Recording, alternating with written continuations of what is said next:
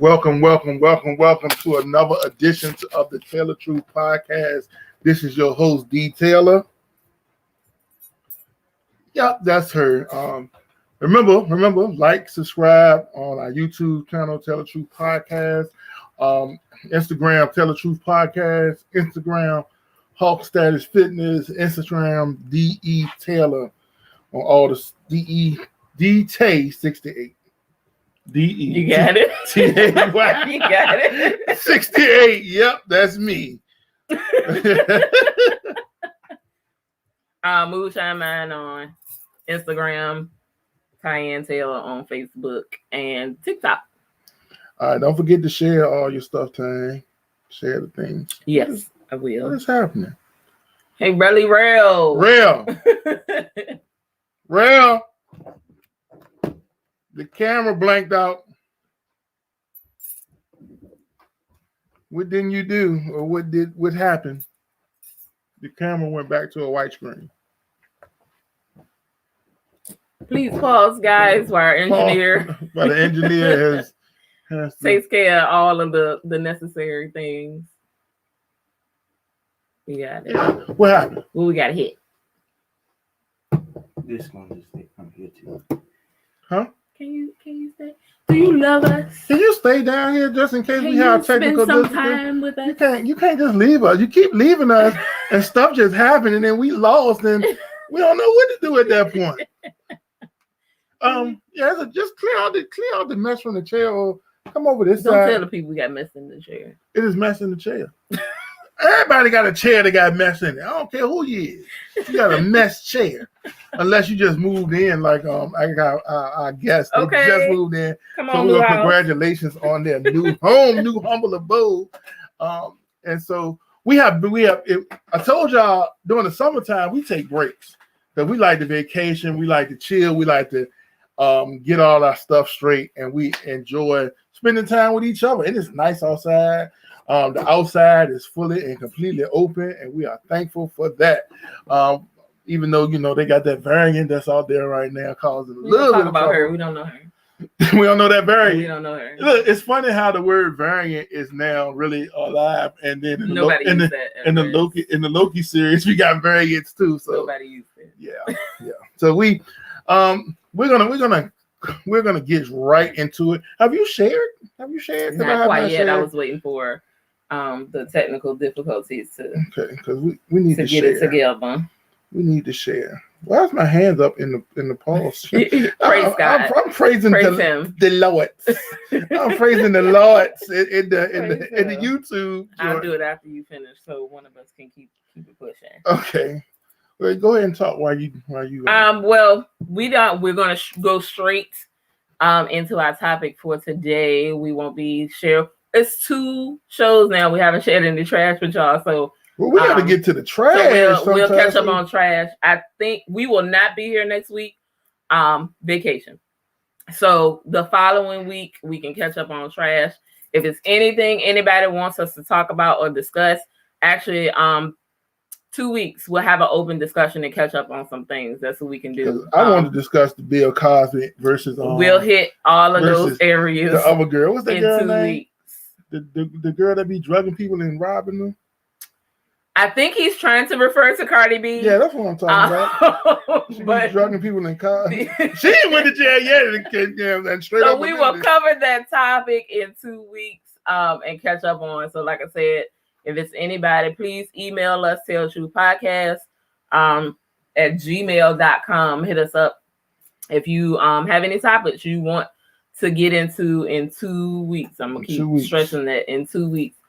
So anything we need to catch up on. So you good? I'm coming. He's still sharing, guys. Please also make sure if you are with us tonight on any of the streaming sites, make sure you interact with us. We welcome any questions, and I'm sure our guests would love questions. Or if it's anything you want to give us anonymously, and if you know our personal emails or what you call these things? Text us any questions. What you call these things? I had a temporary brain disruption. So, so any of those, you got any questions? Once he finishes sharing I'll share, and I'm sure there'll be some questions from the folks. Yep. So just a quick little background on our peoples that we're going to bring into your homes and on your screens today. We have Sister Dr. Evandra and Brother William, who is also in school as well. Met them a few years ago before they matriculated out into the desert land of Phoenix, Arizona. And they are great, great people that love Black folk and Blackness and Black culture and love education. They have been married for about 2 years now? Mm-hmm. About 2 years now. And so the great thing is when you meet great people, you have a great connection with people. We met William through Evandra because he was looking for a place to play his drums. And we had an empty drum set at the time. Absolutely. And so we truly miss both of them. Yes. We truly miss Brother Will on the drums. And so as we bring them on, as Tyann is sharing, that's why she's looking down. And she has the mic in her, the mic, that's the mic. You can have it. No, I'm good. You know. I'm good. So with Brother William is traveling home. He had to work. And we're going to bring on Sister Evandra. How you doing? Hey, Hey. how y'all doing? Good. How are you? How are you? We haven't started moving yet. We're in the packing process, so we got a month to get it done. We got a nice overlap between when the lease is up where we are and when we move. So yeah, It is. We closed, sold, and moved all on the same day. you know that it's the hottest part of the year here, so it's like 115 every day, and it doesn't get to like 80 or 90 until about 4 a.m. So good God, you can just be like, "Oh, I'm gonna move today." You don't have no window of time where it's not hot to move, and not just that it's not hot, like you can have a heat stroke or something. So we got to take the whole month to move. Just to let you guys know, right now it is currently 110 outside. So wow. We ain't moving. We think this little 89 degrees here in Virginia. But that's warm. minus the humidity, right? Yeah, but 110 is like a Virginia 90. Okay. So it's still hot. That's still hot. That's yeah. still warm. That's hot. It's like it's only unbearable at about 115 and on up. And it just so happens that August is Arizona's hottest month. So it's about 120, 118 on average in August. And so we have to move during the hottest time. So we'll slowly do it day by day. We only get a short window of time to do it every day. So yeah. Mm. And in conjunction with, well, before I go into that, go ahead, since you're here, and tell the people who you are. And then he introduced you as Dr. Evandra Nicholson. So let us know about who you are and what you do. Yeah, so that's who I am. And my official title, I'm a professor at Arizona State University. I train teachers to teach young children, Black children, birth to 8, pretty much. So I teach policy, advocacy, and how to interact with families, considering the teacher workforce is 80% white. So that's what I spend my day job doing with the doctor title. The Mrs. title, that's a whole nother job. As wife, as y'all mentioned, we're married 18 months, literally exactly this month. So it'll be 2 years January. Been together 6 years, just about. So yeah, and we're poly couple, poly wife, poly husband, which means that we love more than one person. It's not an open relationship, and I'm sure we'll get into all that. Most people don't know the dynamics. They're like, are you swingers? Are you open? No, we're none of those things. Okay.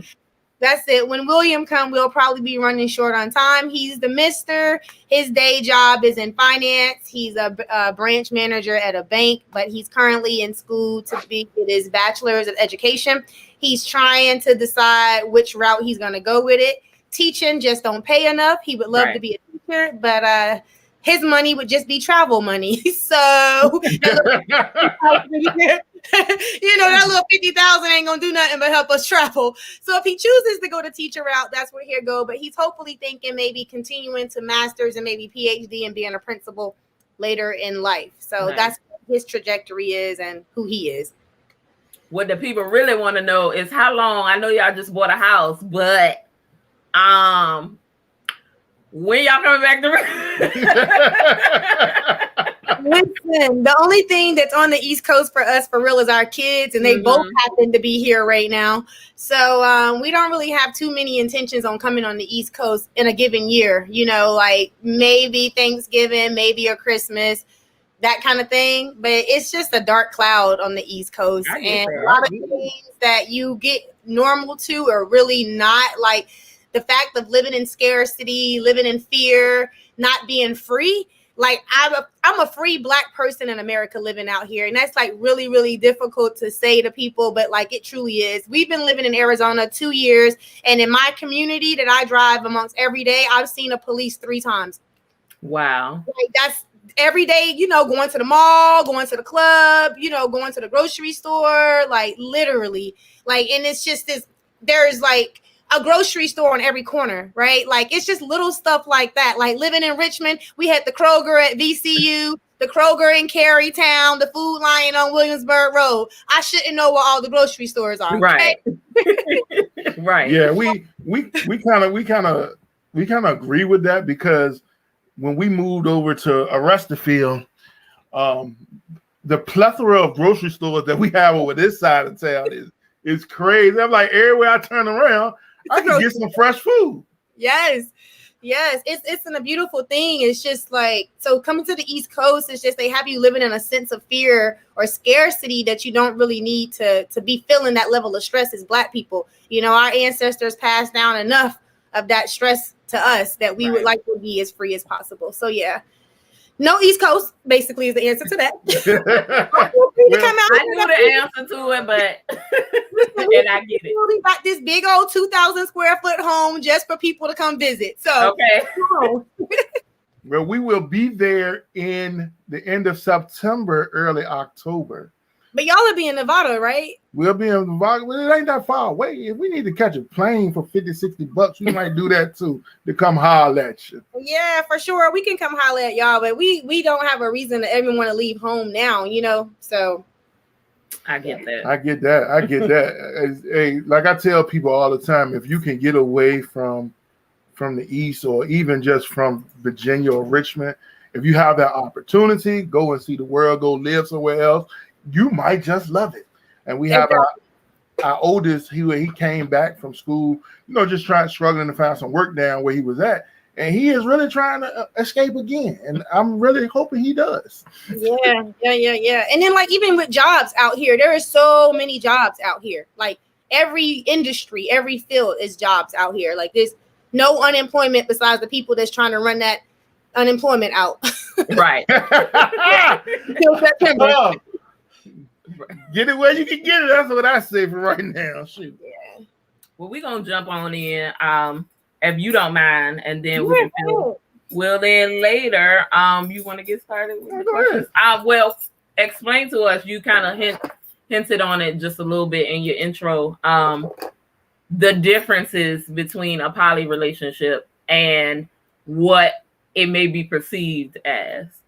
Yeah, so poly relationships are all about the people that are involved in it, really. So like there is no way to put it into any type of box, but I can just describe ours, and then basically how I got here, and maybe even how William and I met too, to sort of to put it together.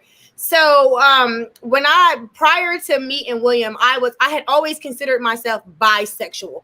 That was the only way I knew how to describe myself at the time, all until I got into the poly community.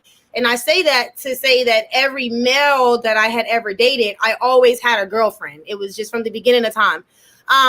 But, you know, growing up as a 80s babies and in the 90s, you know, that it wasn't such a topic. It wasn't so open. And you only had one thing to call it at the time. Mm-hmm. And so I just called myself bisexual for what it was or whatever.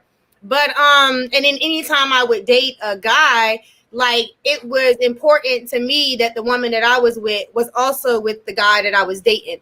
That's what poly basically is, but I had no idea that it was poly. And as you know, and the listeners know, poly is sort of still this new topic, this new word that's coming around. So I have always been poly, to answer that. from the beginning of time. I don't remember not being bisexual. So what I ended up finding out is that some men are not as comfortable with you being bisexual as others. And so I would find that it was hard for me to be faithful to men because I was bisexual. And so like some dudes would be like they didn't care and other dudes would. And so I never was a faithful woman in real true terms of being faithful because I always wanted to have a woman.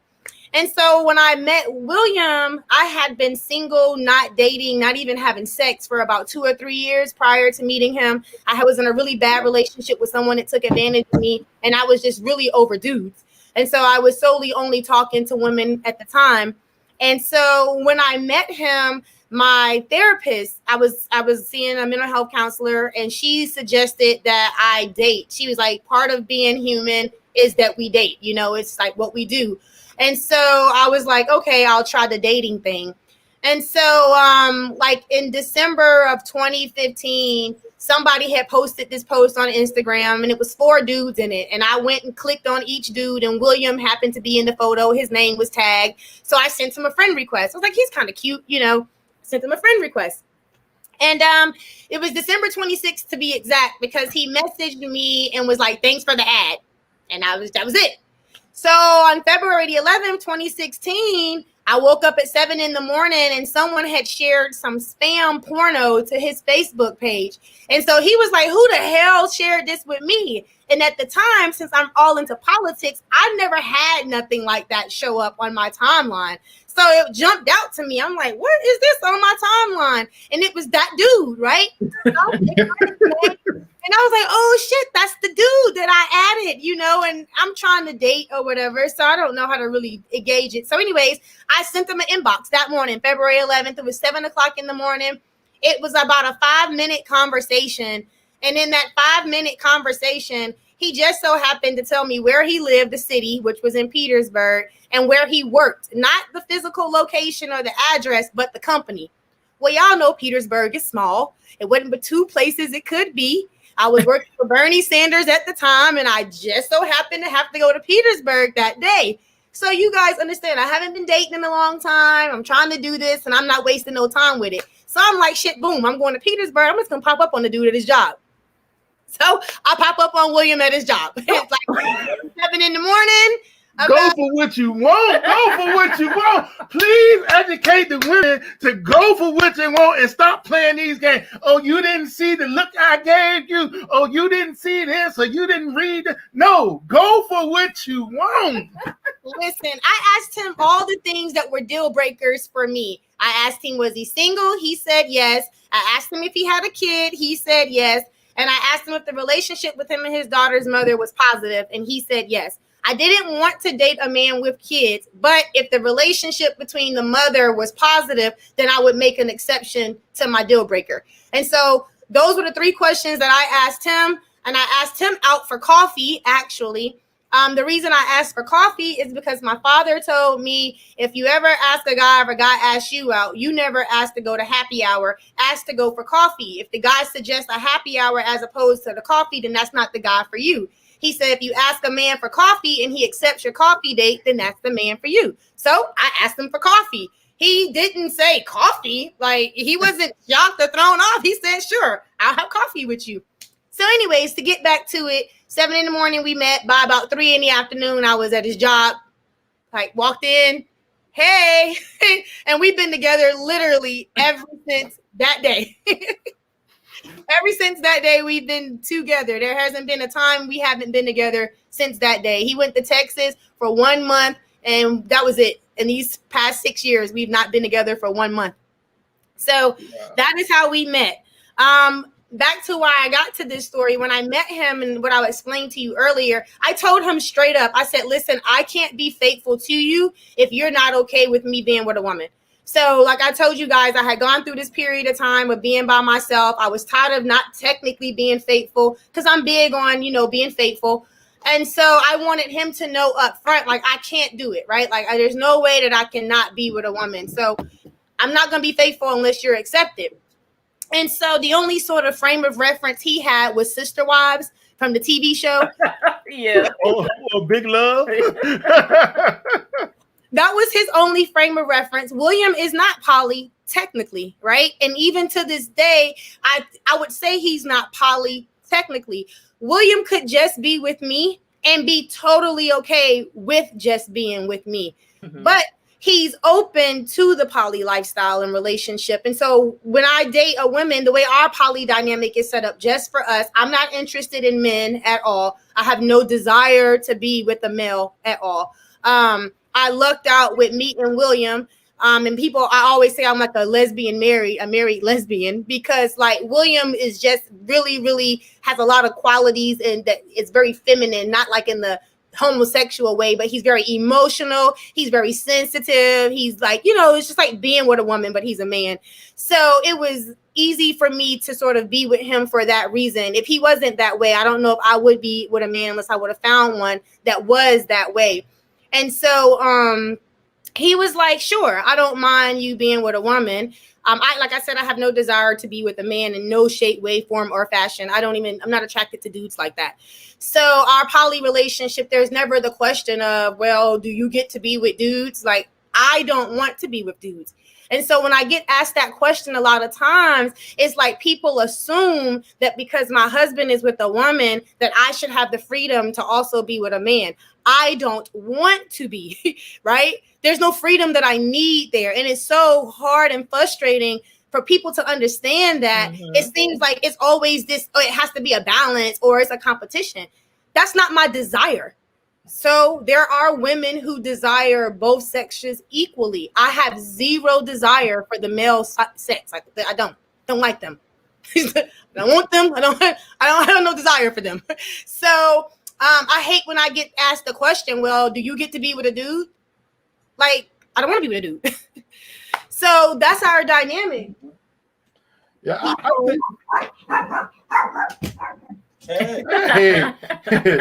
I think one thing people don't get or understand is people's relationship is their own personal freedom. And I know in a lot of times in counseling, we are told or we are taught you can't compare your relationship to anybody else's. But oftentimes people are comparing your relationship to everybody else's relationship. Hey, y'all. Will, my man. What's going on, Will? I'm chilling, man. Just got off the grind. You know how that goes. I was about to say, we sorry for interrupting your after work chill. I know that's a moment by itself. No, it's all good. Hey, babe. So I was just basically telling them about me meeting you, how we met, how I just rolled up on you on your job first day, and that I told you when I met you that I couldn't be faithful to you unless you allowed me to be with a woman. And then I was explaining to them that I don't have a desire to be with a man, so it's not a matter of I get to be with men and you get to be with women. So that's where I was. Okay. So so that's our dynamic. And so when I mentioned that, I said really William really isn't necessarily poly, but he is because I mainly pick the women, choose the women. I build with the woman on a very emotional side. It's not sexual, more it's emotional for me when it comes to the women. Of course, there is sex involved, but that's just not what it is for me. It's that extra additional layer of emotional support, that feminine support and energy. And then our goal is to date someone together. So we have managed to have about 4 poly relationships at this point together. About 4. So we've been with 4 different women together. And it's a very, very interesting dynamic because you have the other person joining a history. Right. And so when the other person comes in, they are entering into a relationship that is solid and that has been together for 6 years. And so we have our way of doing things, and then they have the things that they want. Typically, the women have all been more so interested in me, and then it's very hard to explain, but it's more so interested in me, and then they also are interested in William too. Their connections have been more on the sexual side and emotional too, but more sexual than emotional. Mine has been either equal or more emotional than sexual. There was a time that we did date a woman that was more interested in William than me, and it quickly didn't work out because she really was just she was just not necessarily as bisexual as I needed her to be, I guess. Mhm. You know, she was into me more sexually than emotionally, but she wanted the sexual and emotional connection with William. The only reason why that doesn't work in our dynamic the right way is because I'm the one that's really mainly looking for the emotional connection. So if you're only coming in it for me sexual and him emotional, it just is very difficult to work for what we're looking for together. And what does that conversation look like at home? Between us or the three when we're all between together? the two of you. Well, we pretty much know now. We've done this for a while together. So like we know, like not like I build with them. Oh, it's hardly ever you find someone in your local area when you're in this lifestyle. It's very difficult. So every woman that we've dated has been out of state. So I typically do all the building with them because what we've learned is if I don't like her, we don't get along, it's no need for William to even get engaged because there's a lot of emotions involved in this, right?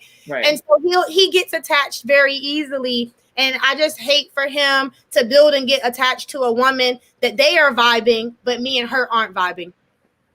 And so it's a lot of conversation, a lot of understanding. What you would say?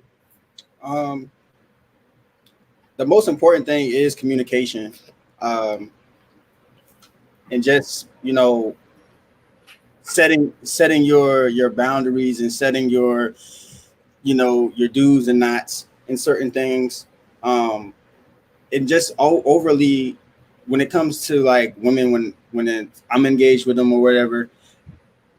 I like the fact that I ain't got to talk to them every day. Right. I get that. I'm keeping it 1,000. I just like the fact that that when I'm not able to administer that extra layer of emotional connection to Evandra, when I'm unavailable to do so, that is a counterpart that is there for her and that she's supported in that need and in that area. And she communicates those things to me. She communicated it to me when I first met her, like it was out the gate. Yes, I need a woman in my life. So how did that make you feel when you first heard that, Will? He thought what regular dudes think, like, oh, this is threesomes every.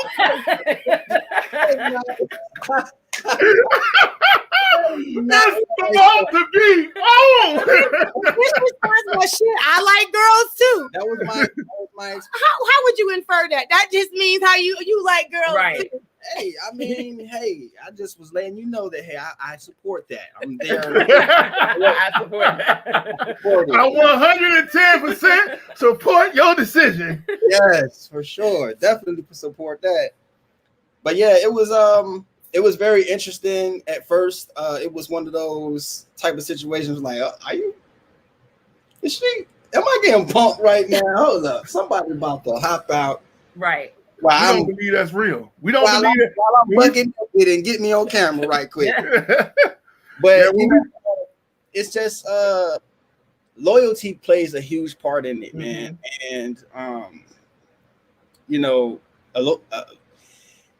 Evandra's a loyal woman. That's all I can say.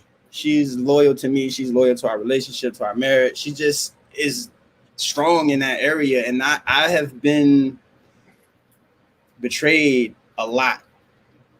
And it's hard to find somebody that is loyal to what to you know what I'm saying? And not necessarily to me itself, but just loyal, period. Just a loyal person to the counterparts, to who she interacts with every day, to the people that she engages with. She's strong into her loyalty. So when she does connect with, a person, she's expecting that same energy back. You know what I'm saying?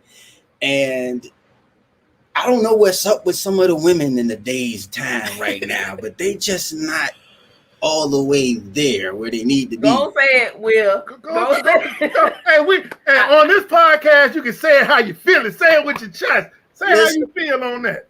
Listen, man, I just think that a lot of women that are interested in the poly lifestyle or seeking to gain knowledge, they're more so in it for the appeal of it and not really for what it represents and what it really means.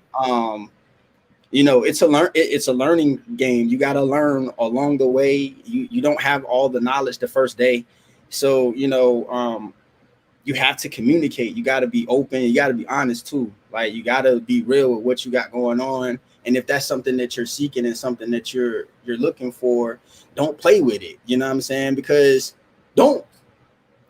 you can't be someone that is single, for one, being you're single and you're looking for a couple to build with. You can't build with somebody if you're not ready or in that field to build yet. If you're not there to build. Yeah. Like, if you just want to, you know what I'm saying, hook up and we, you know, knock your back out real quick, that's cool.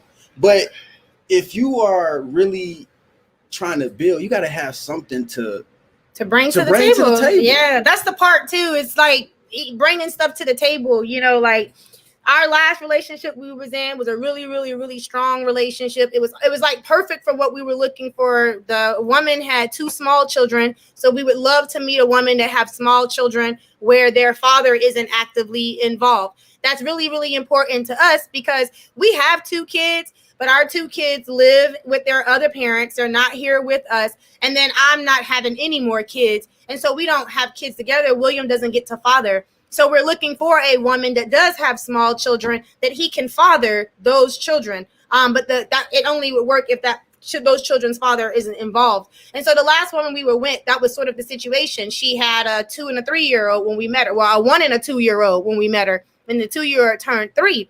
And so the only thing is that this part he's talking about, she had no real goals in life on what she wanted to do.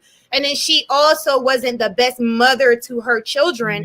So it ended up becoming me and William becoming those children's parents. Wow. But you're here all day, every day. We both are working. You're not working. And this is only mainly we met during COVID. So part of her not working was childcare. As you guys know, a lot of it closed down during COVID. So the kids couldn't go to childcare. But outside of that, if the kids could go to childcare, I just don't think that this woman would have ever just decided what she wanted to do in life and to realize that her children's father were like not there, but she was trying to force him to be there. So she would get frustrated at William and take out all her hatred of men on William because her children's father wasn't doing what they needed to do. And so she would just say shit like black dads ain't shit. Now, you guys know I like black people and y'all know how I feel about black men. So in my house to say black men ain't shit or black dads ain't shit, it just created a lot of problems. But these are the things, like I said, that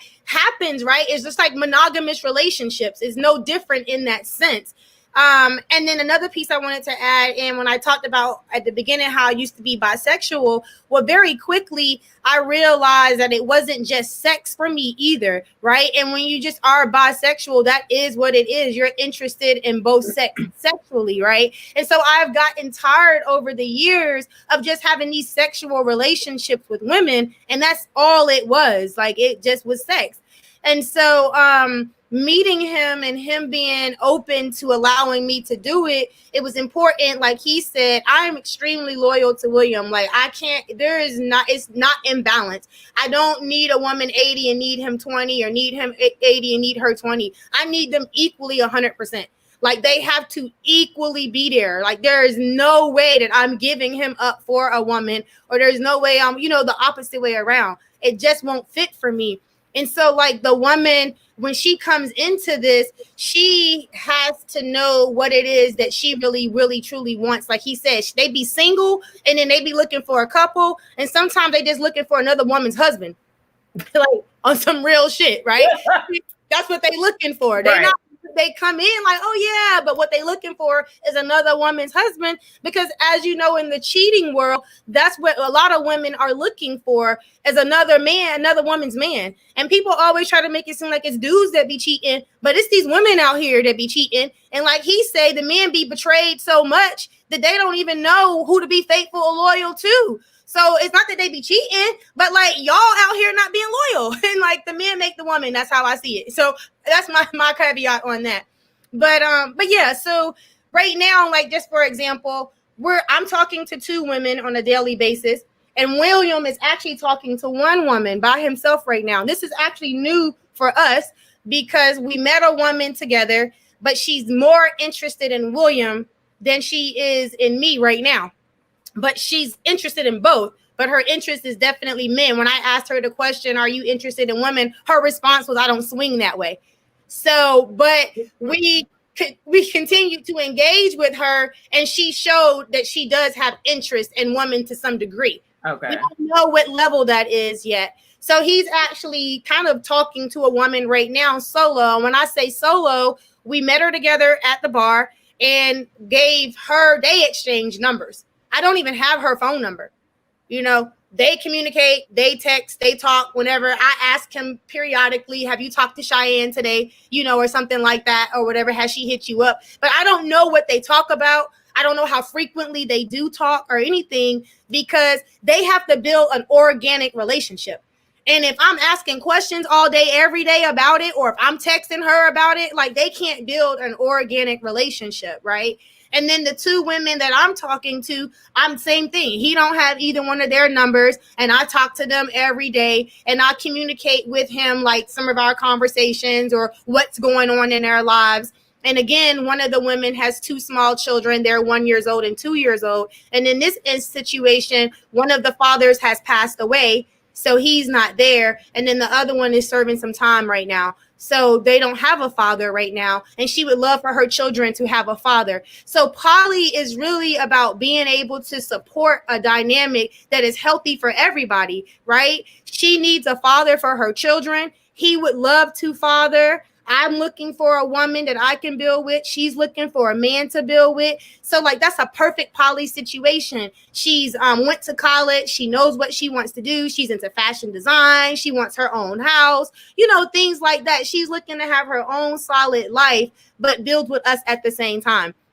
So that's kind of the relationship that we have with those. And then the other woman, she's actually in a relationship with a man right now, but they're solo poly. So meaning that her dude dates women on his own. She dates men and women on her own. They don't date together. So if she wouldn't be somebody that we could build with in the sense of build a family and build a legacy with per se because of that dynamic. But until they become a real union in the sense of getting married or something like that, she's very much so well available at the moment because she could break up with this dude. You know what I mean? Yeah. So the reason why we engage in conversation and relationship with her the way that we do is because there is a possibility that she could be one day not in a relationship with this fella. Right. So it's so many different dynamics on when we're building and how we do it. But 9 times out of 10, I'm building with the woman unless, you know, William has the full 100% permission to do so. But as he mentioned 5 minutes ago, William can't keep a text message conversation going at all. At all. Boy. I think I'm the king of text message conversation. Our text message convo, her doing work all day long. I am not the texter. He's not. We would never have a woman if it was up to him to build the relationship. He's not. I don't even know how well he's doing with Cheyenne. So I don't know. So what do you say? What do you say when someone probably listening to this, hearing this, or might hear this later? My biggest audience is in India. So what do you say? India and Egypt, which is weird, which is wild. We got people. We know hundreds of thousands of people around the city, but our biggest audience is in India and Egypt. What do you say to people that might listening to this and say, "Well, that just sounds like cheating to me"? It's open communication, right? So I don't talk to anyone longer than 5 minutes of hi, how are you doing? I'm who I am, what you're looking for. Immediately, William is aware of who I'm talking to somebody. I'm never engaged with someone and he doesn't know. So it's not cheating at all. He knows at hello. And pretty much the same with him. if he meets somebody, immediately he gives them my number. Yeah. Immediately. It's like he meets. They have to call. They got to call or text her first. You know, Okay.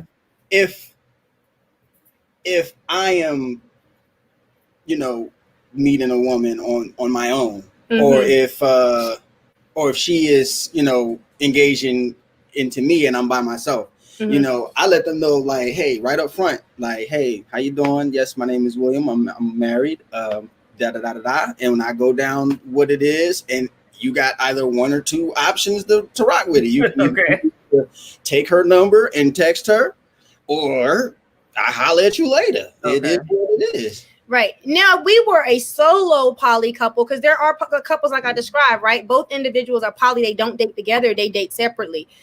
So he could do that if we were in that dynamic. Some people are in that dynamic, but we're not.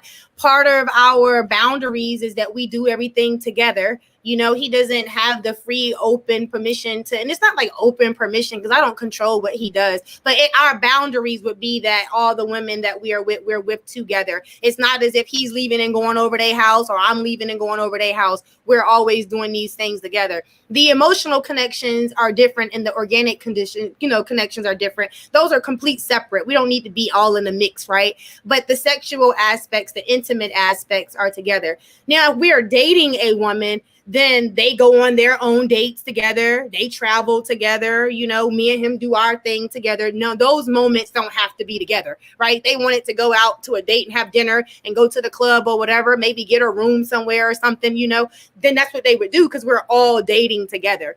So there are those moments where he would spend with the woman alone and we would be alone and then me and the woman would be alone. But if it's a woman that we're just meeting and engaging with and are just being intimate with and building with, we do it all together.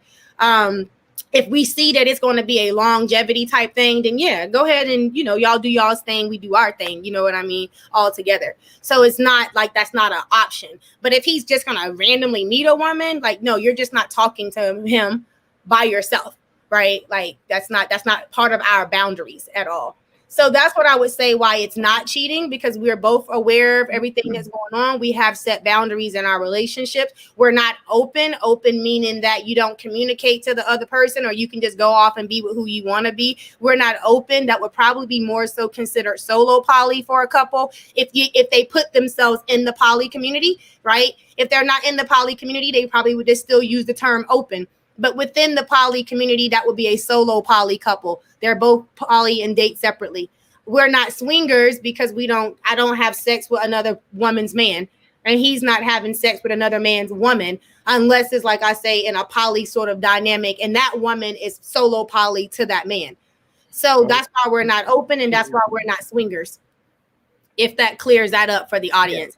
Yeah. But yeah, there's no cheating because honestly, what is cheating? I think that part of monogamy that's toxic is the fact that you put these sort of restrictions on a person's body and you put restrictions on a person's person that doesn't allow them to live comfortably within who they are and themselves. And so I don't really believe even in cheating and monogamy. I just wish that people could communicate more openly with their partner on what their desires are. Some people, like I said, I honestly, in all my heart, believe William could just be with me and not be with anybody else, right? I believe that in every part of me.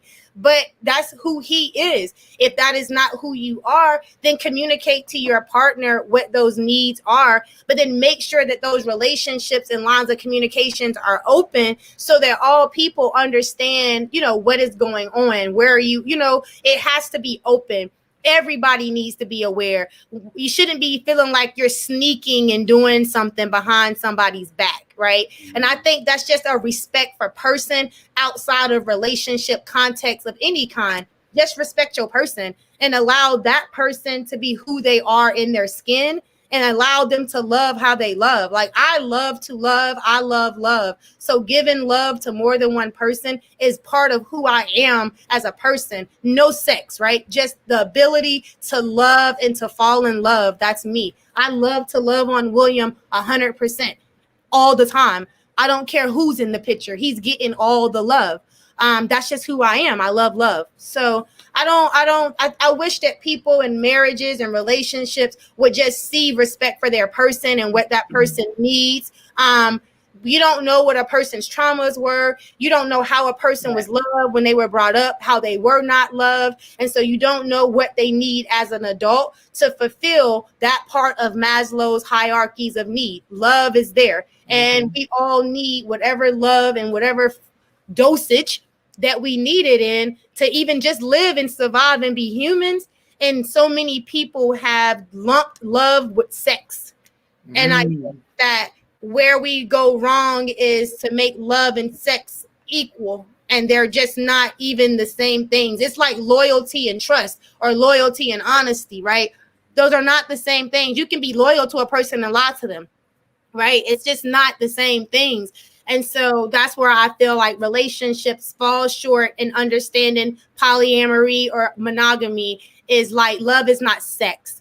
And so I leave my marriage or I'll divorce you because you cheated. Like what happened there? Like, you know what I mean? In those moments, I don't understand how a union can be broken for a sexual act. But what about the love, right? So I'm sorry to go on, but that's just. Oh no! Hey, look, we do a lot of talking on this show. It is kind of refreshing to hear somebody else explain some stuff because we don't know. We don't know how. We've said, everybody's relationship is different. Everybody have different set of rules. As long as you communicating with your partner and the person that you are loving, what we have never had on this show, a poly couple, and it's great to be educated on this.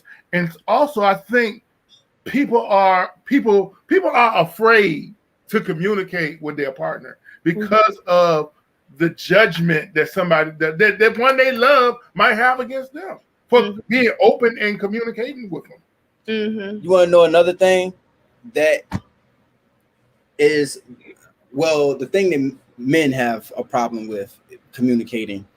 It's not because we don't know how to communicate. It's because when we were communicating at a point, I'm sorry, baby. I didn't mean no, you good. When we were communicating at a point in time, it wasn't being received. So it backfires and it puts us in the shells and make us not want to communicate.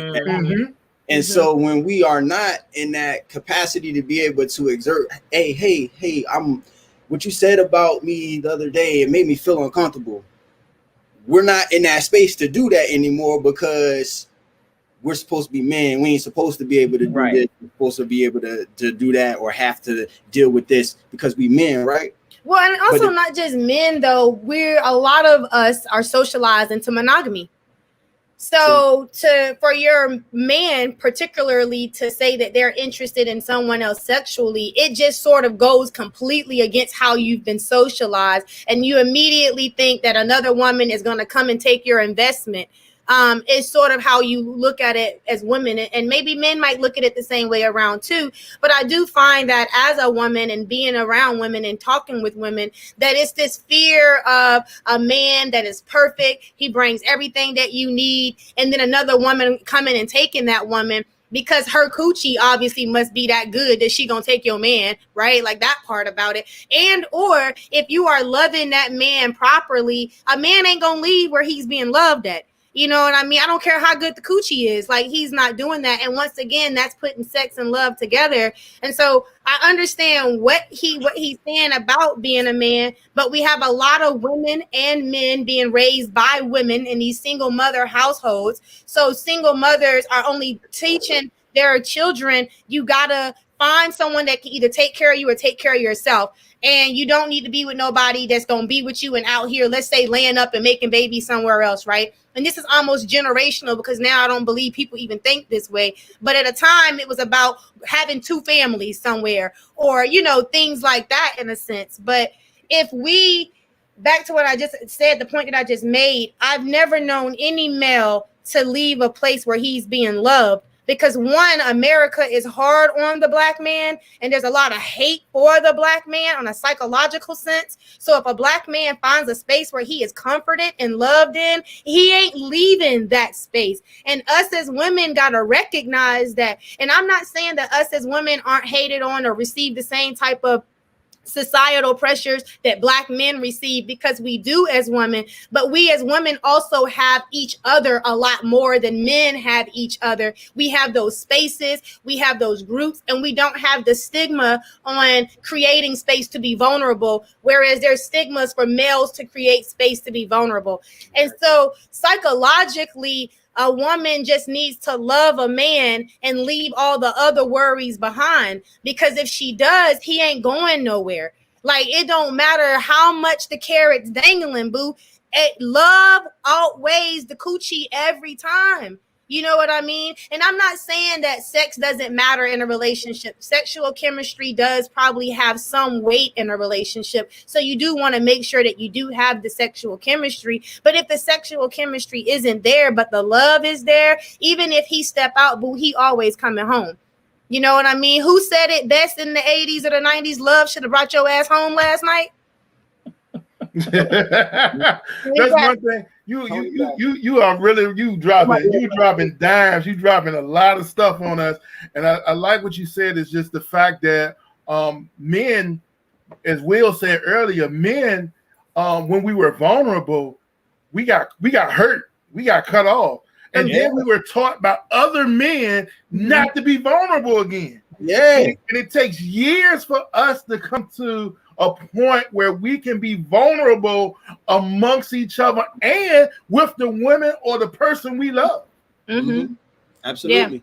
Exactly. Absolutely. And that's all it comes down to. It doesn't matter what you call your relationship. Like I'm not saying that women don't need to be loved by men. I'm not taking that fact out either, because we do need to be loved by men. But my experience, I've never had a man not show me love, but I've seen many men not receive love from women. But it also depends on what your experience is with love and what your depiction of what love is. And a lot of women, because of these single family households, because of being black in America, has never got to experience and see what love is. And they do think being a Cardi B is love, or shaking at your body, or showing your body to everybody is love. And we back to technical difficulties. It's real. Keep going. We can hear you. Keep going. Keep going. They don't need to see us. No, but that was sort of my point to end it at, is that it is a lot of times where love doesn't have to come from the person you're with. And I feel like as women along the way, we have so many other women to give us love and to pour in us. And men just don't have it from anywhere. And the women that did used to pour into our men, that generation of women is long gone. Like, I don't know what is going to happen in the future, because it's all about sex and money and right now. And if you ain't got the money, you ain't getting the coochie. If you can't get the coochie, you can't get me. It's a hard space. It is. Yeah, that is one of the things that I was struggling with when I heard what her name is, Saweetie. Her name is Saweetie. Saweetie talking about, if you can't buy me a Birkin bag, we don't need to be together. I said, what the heck does that happen? And now you broke up with the dude that bought you a Birkin bag, and you by yourself, and you feeling hurt, and you feeling terrible. What will? I don't understand it, man. I don't understand how this became the norm. Like, how is it that the brothers that are out here about they grind, out here, going to school, taking care of doing their thing, not out here flashing and doing all this stuff, not in the streets like that, they can't win? I don't understand it. But the dudes that's out here in the trap is, I'm not saying you gotta get it how you live, yo. That's actually a show we got it. We got it, man. Why the nice guys are the unattractive guys? Why the guys that's hustling or on their grind working the 9 to 5 trying to make ends meet are the unattractive guys? Why? And we're gonna talk about that. We're gonna talk about that and discuss that, man. But I think what has happened is people get caught up in a highlight reel. And when I say, if you're watching a basketball game from the start to the finish, you're seeing so many intricacies and so much stuff that's happening. But when it gets to Sports Center, all they're gonna do is show you the dunks and the 3-pointers or the big shot or the block shot, the highlight reel. But we know the game is more than a highlight reel. And many people in our society right now looking at social media and seeing somebody's highlight reel, but not understanding the complete picture of the game, not understanding the different adjustments that you have to make things work, or that they don't show the love, but they showing we going on a trip here, we going out here, we doing this. They don't show the conversation. It's all of the materialistic. It's all the materialistic thing. Yeah, that was a very amazing analogy that you put together there, brother. I just want to say that. And I want to say a quick point too.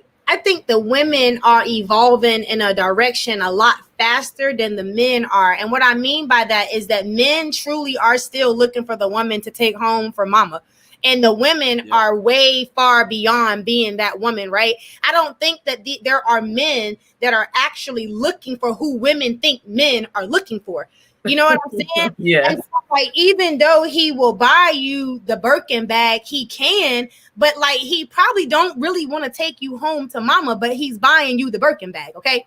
And so I think what we will find is that these women will find a man that'll take them on a trip, that'll buy them a Maserati, that'll get them the Birkin bag, but boo, I can't take you to the crib. So after a while, you're a wife either. Yeah, that's what I mean by that. So, and I just honestly think that women think that this is what men really want, but men are nowhere near there. As much as the mass media and social media has pushed the women, I honestly think that most men are quite traditional in their thinking. I think most of them still believe a freak in the streets. I mean, a freak in the streets or whatever the little saying is, be a woman at home, that kind of thing. In the streets and a freak in the bed. Yeah, that kind of thing. I think honestly and true, no matter what the persona that men put out, whatever people try to call all this masculinity, I honestly think that men are just have not moved from the last generation and the type of woman they're looking to bring home. And every man in all generation has always been willing to have sex with the freak.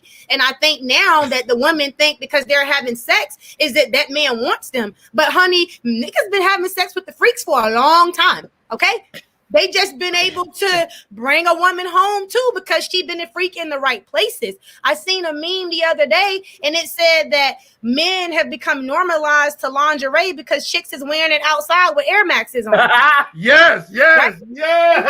I think that honestly and true, I don't really think that there are hardly a group of men out here that still don't have that traditional thinking of who the freak is, right? And so a lot of these women are getting men attention, but it's in that man's heart, that's all it is, boo, is some sex, maybe a bag and a trip, because dudes, truth be told, been paying for dinners and dates and movies for generations. Now they're doing the same thing, but it's just something material. So dudes has always paid for a woman's time. That's nothing new. They're still doing that, right?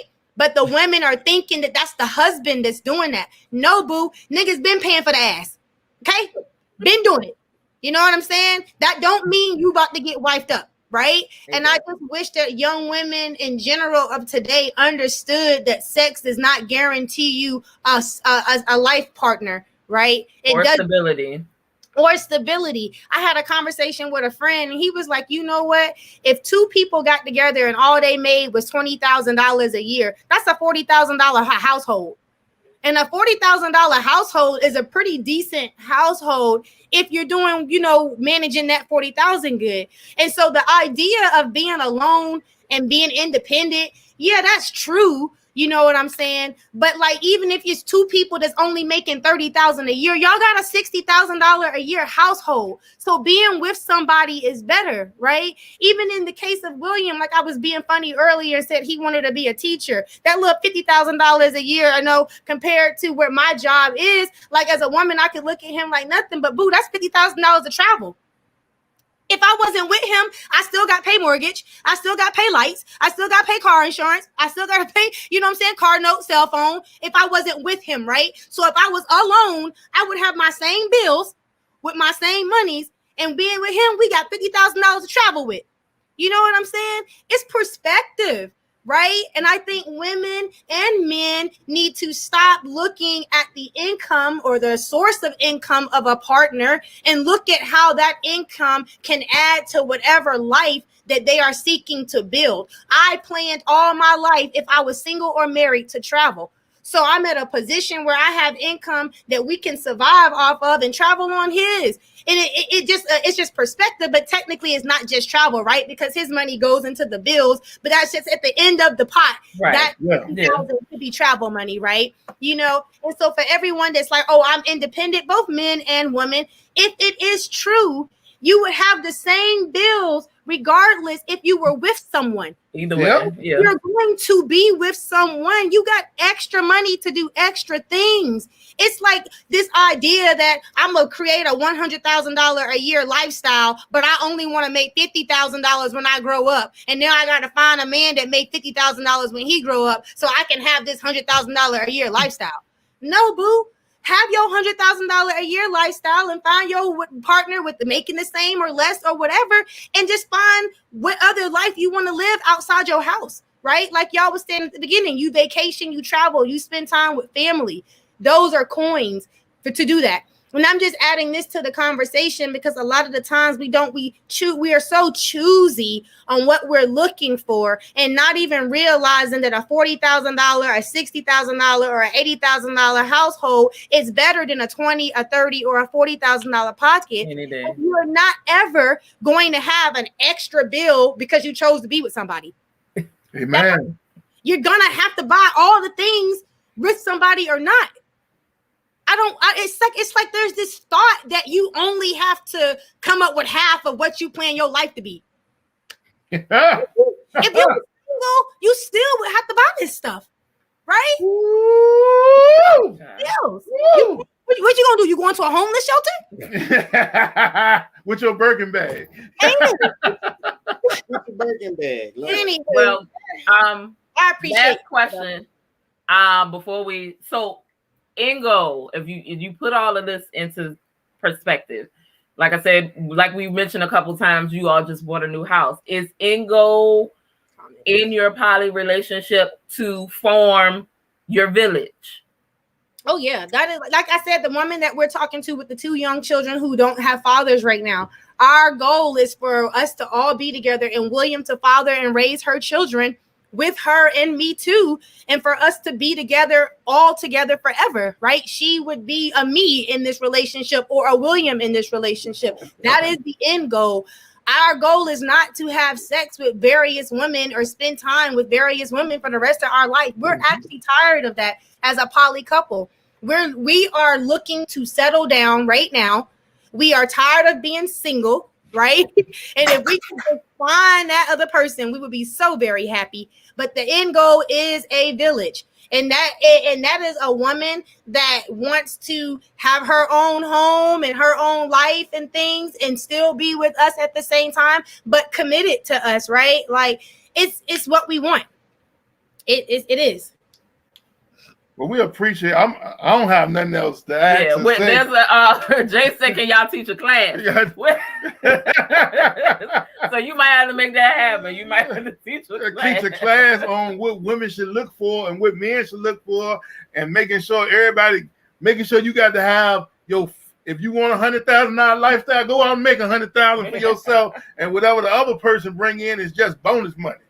Or even respecting what we as Black folk and family, we don't have that family structure. We don't talk to our children about what job they want to do and what the salary and income is for that. And I think part of the problem with finding a partner is not being aware that if you find a partner who wants to be a teacher, for example, what the income is for that person. You cannot put an unrealistic, I can't look at this man and expect him to bring home $80,000 from where?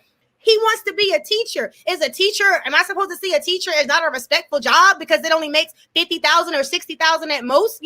Not at all. And I think we don't have that conversation, right? What is it that you want to be when you grow up? What is the salary range for that job? Are you now looking for a person based on the job or based on the person that you want to fall in love with? And so if it was opposite way around and I wanted to be a teacher, it doesn't matter who it is, but we got to stop stop thinking we're going to meet somebody that has a desire to do X and expect them to make the income of Y.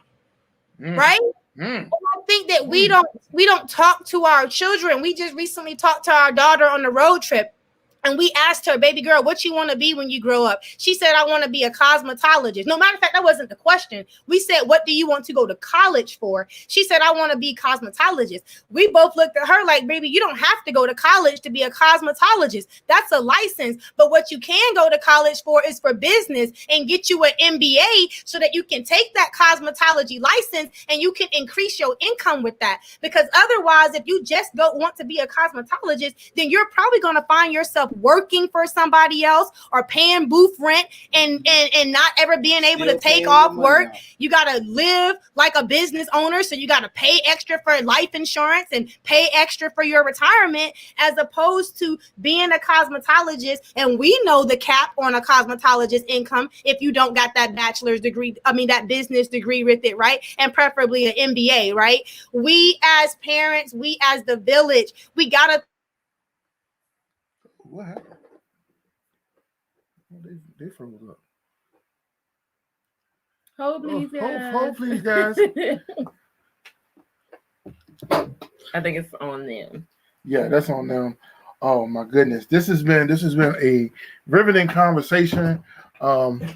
They coming back. They coming back. Yeah, y'all back. We got y'all back. Sorry about that. But what I was just saying is, if you know your kid is chosen a job that they're only going to make a certain amount of money, you got to help them understand that the person they fall in love with might make the same amount. And if those two amounts is only, 100,000 together, then that's what you're building your legacy in life with. You know what I mean? And so I think we just got to do better in allowing our kids to pick good partners, not because of the income or the Birkin bag, but knowing that the professions that you're going into, understand what the income is for those professions. I think that plays a really great big role. It does. Man, people are responding to y'all on the YouTube, and they're excited. One of my best friends, Alvin, said, man, when they getting their podcast up, because this is okay. Great, when y'all get y'all show. Brother James Harris is saying that this is an excellent and riveting conversation, and they're thanking you.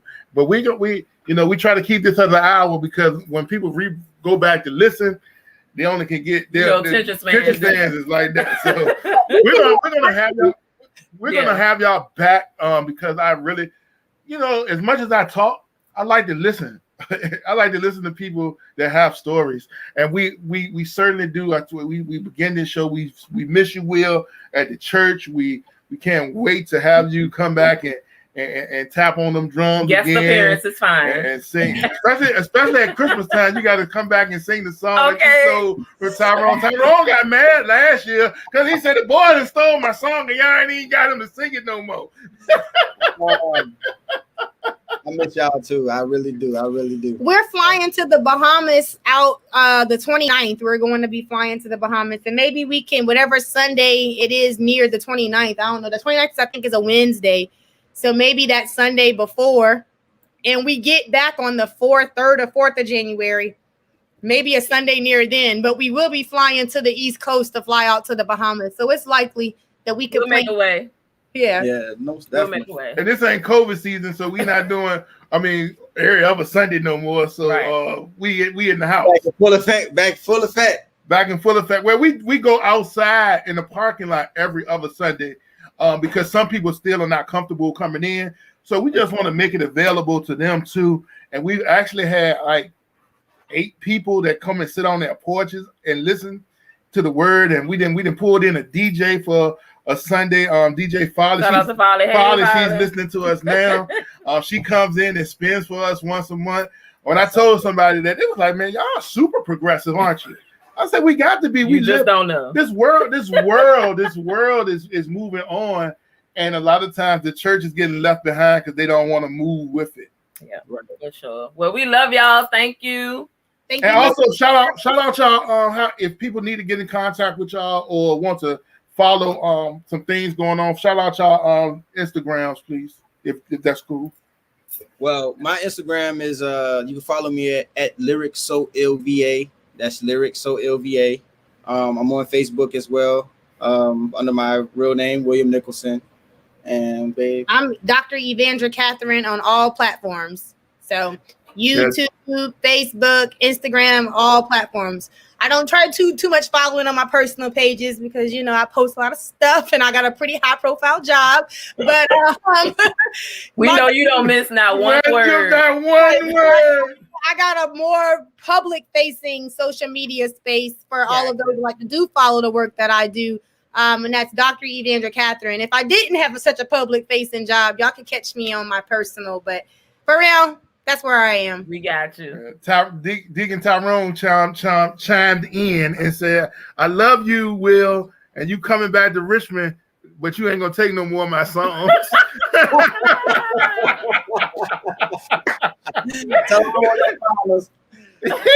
All right, good night. Thank y'all. Thank you.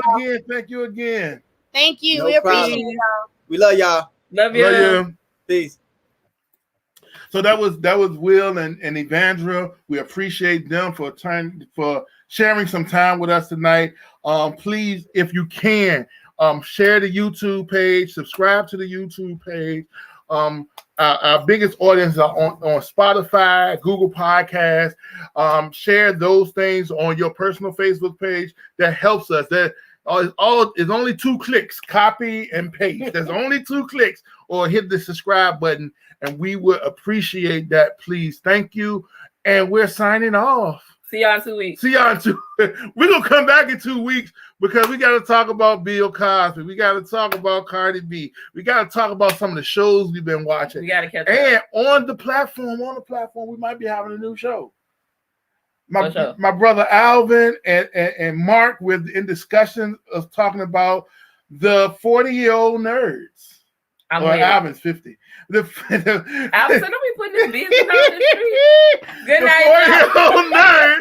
And we'll be talking about comic books and the programs we're watching, discussing them, looking at them, and a more critical aspect of it.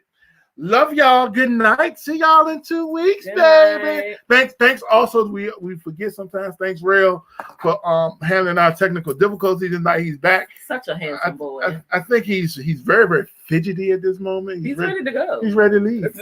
It's so. Oh, Mark 52. So I'm the kid. I'm the young kid on the block. We're gonna call this the 50-year-old nerds then.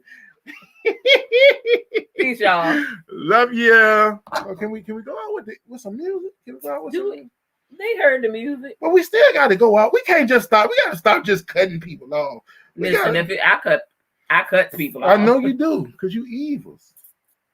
I cut people off. Evil, baby. You is evil. I'm not. Look, you can't eat them. For real. Good night, y'all.